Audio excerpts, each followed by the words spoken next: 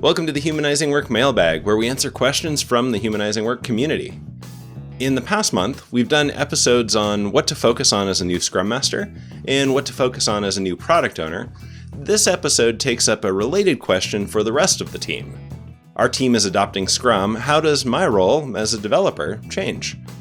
This is often the core question for participants going into our Agile for Teams workshops, which is the one we do to get teams started with Scrum. But before we jump into today's episode, we want to help you with whatever challenges are most frustrating you right now.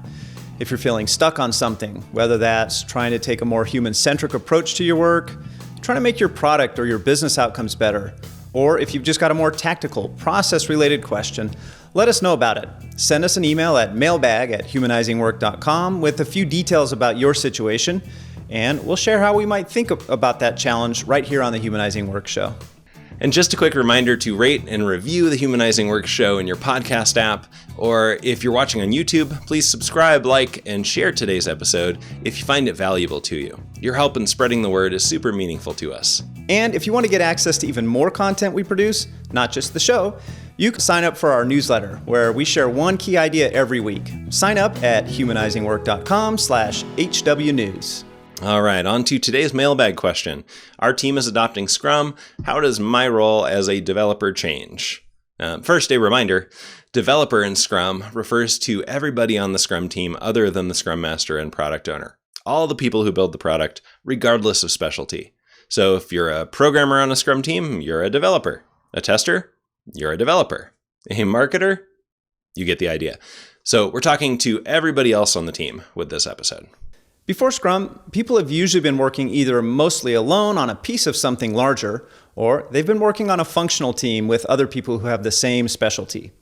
Here are 3 ways you can expect things to change when you join a Scrum team. Number 1, you're going to be part of a cross-functional team now. A Scrum team is made up of all the skills required to get an increment of product, a slice of value, to done. This means that what you call your team will no longer be people of your same specialty. Rather, your team will be those people who have a shared goal, a shared commitment with you to get some increment of value done each sprint. You may still have some connection to your functional group, but that's not your team anymore. And that brings us to number 2. Your definition of success changes. It's no longer about getting your tasks done. Work comes into a Scrum team via the product backlog. And then in sprint planning, the team commits together to a set of items from the top of that product backlog, agreeing to collaborate to get those done by the end of the sprint. Success, then, is contributing to that shared commitment. Sometimes that means getting tasks in your specialty done with extra urgency and focus because you see how they contribute to a larger goal on your team, and maybe you have people waiting on you. Other times, that means contributing outside your specialty because that's just what needs to be done to move the most important work forward.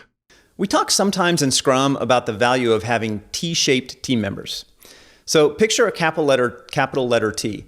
The vertical line in the T represents your deep expertise in your specialty. When something difficult needs to be done in your specialty, you're the person who's most likely to do it. Then the horizontal line at the top of the T represents breadth outside of your specialty. You're not the expert on everything, but you should be able to contribute to other things more and more over time. Being T-shaped doesn't mean becoming a generalist. There's too much to know in complex product development.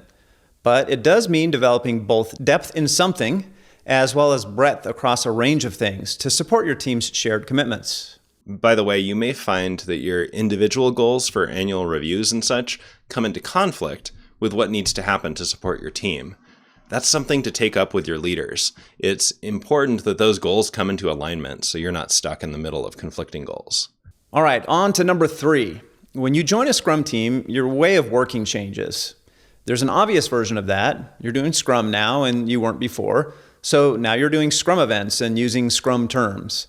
But there's also a deeper version, which is to say that a Scrum team is always focusing on building 2 things, a product and a better and better system for building that product. You're an important contributor to both of those. That means, for example, that it's important to understand why you're doing each of the Scrum events, the purpose of those events, so that you can help contribute towards achieving that outcome. It's important to think about these meetings as a key part of the work, not a distraction from the work. You have a responsibility as a Scrum team member not just to build the product, but also to build the team and the process. The good news there is that you have the power to make your work better. The bad news, I suppose, for some people, is that your work is inherently collaborative now, and it isn't just what you do on your own. So to summarize, when your team adopts Scrum or when you join a Scrum team as a team member, your work changes in 3 ways. Number 1, your team changes. You're primarily aligned with your cross-functional Scrum team now. And number 2, your definition of success changes. It's about your team's shared commitments now.